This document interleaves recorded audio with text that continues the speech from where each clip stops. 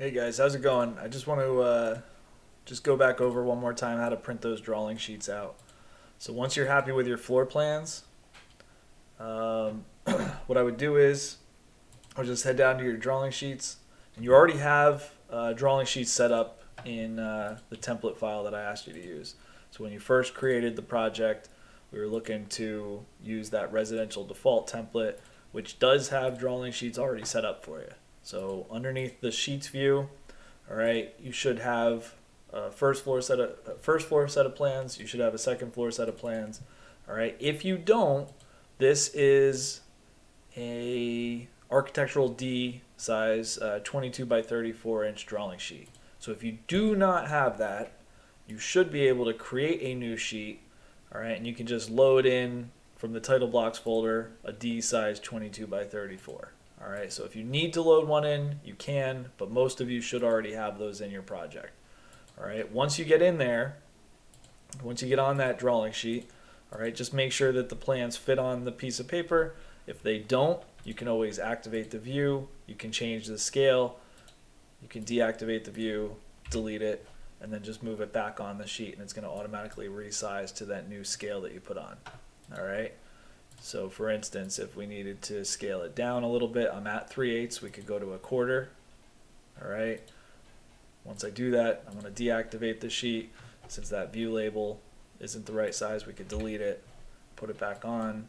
However, that's a lot smaller than what I really want on this piece of paper, so we'll just make it bigger one more time. We'll just go back to 3/8. So it's a pretty small footprint for the house.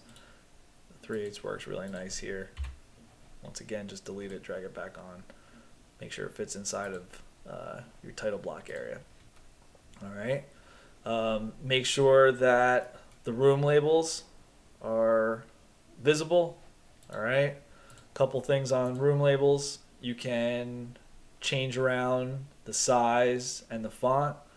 So you can hop in here if you don't like the size and the font based on the set of plans as it fits on the drawing sheet. All right. Feel free to edit the type, duplicate the type, give it a new name. All right, and what I like to do for the size of the room label text is to keep it at the same size as the scale that the plans are on the piece of paper at. So I have my text size for room labels at 3/8 of an inch because that's equivalent to like 1 foot on the floor plan scale.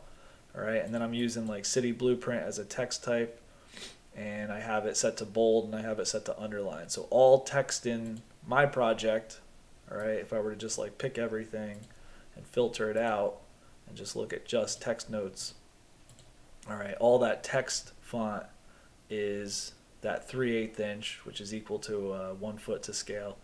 All right, 3/8 inch City Blueprint font, and I have it bolded and I have it underlined. All right, so if you want to do the same thing or some version of that, feel free to. Okay, with dimension text, all right, I have all of my dimensions. So once again, if you want to pick all your dimensions, you can pick all your dimensions. You can filter it out, hit check none, go to just dimensions. All right, and you can do the same thing here just by editing your dimensions a little bit. So we can edit that type. I would duplicate it, give it a new name. All right, I have mine set to 1/4 inch City Blueprint text. All right, and basically that's like one size smaller than what our plans are on the piece of paper at. So we're at 3/8 of an inch for our scale, and for our room labels, one size smaller for the dimension text, or maybe two sizes smaller, whatever you're comfortable with. For the dimension text is probably appropriate. So if I were to go 1/4 inch, that's like one size smaller. All right. Again, I can just pick all those dimensions, filter them out, hit edit type. I can duplicate it, give it that new name. So 1/4 inch City Blueprint text. And then right down here where it says text size, all right, text size, I set up the 1/4 inch in there. All right, so 1/4 inch is going to be the size of that text. And down here you can change the font type over. The background is opaque, which should be okay. And you don't want that bolded and you don't want that underlined. All right, but that gives you like a slight contrast between room label text and your dimension text. Kind of makes it look a little bit nicer and more presentable on the paper. All right, and then you just go through and double check and make sure nothing annotation wise is like overlapping. All right, make sure everything's like fitting on that drawing sheet really nice, including like the view label. We do want the view label down here. If you want to continue like changing view label text and all that kind of stuff, you can certainly do that just to make sure you get like uniform text throughout everything. All right, and then I would try to customize this just a little bit. So maybe just kind of like name the project similar to whatever you had on the plans. All right, so I know you went through like a website and you looked for a set of home plans. Maybe you could even just kind of stick with a name of a project that's on here. You know, Plan 928-1, or you could, you know, steal a name from the description somehow. All right, but name your project. You can put your own name in here as owner if you want. All right, customize that just a little bit. And when you're good to go, all right, you're gonna just like make sure you're not active in the view. Make sure you have the whole sheet visible.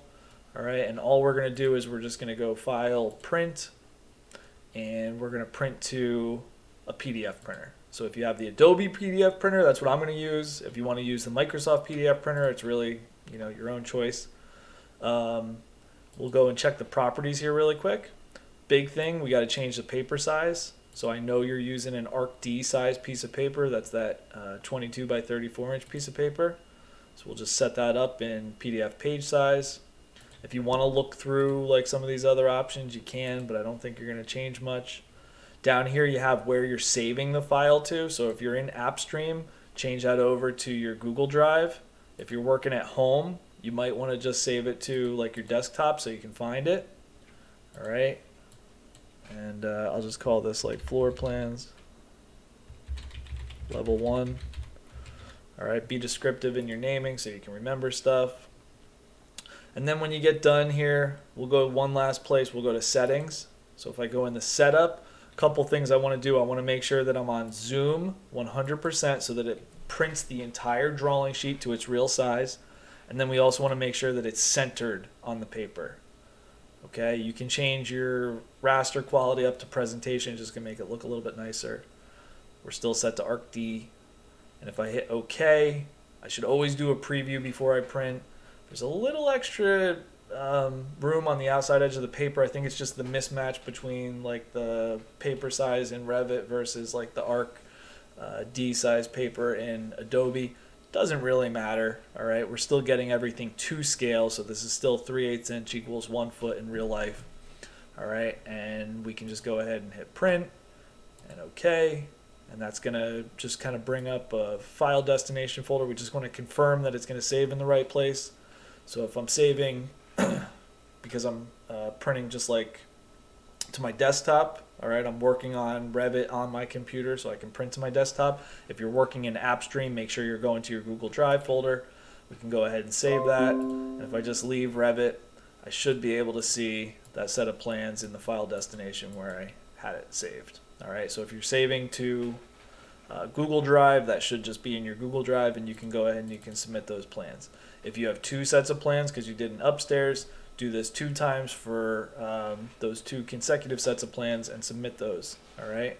And the cool thing about you guys submitting PDFs is out here in Google Classroom, when I see that stuff, I can like work right with your PDFs and mark them up for you and give you some revisions and things like that if you need anything revised. You're All muted. right?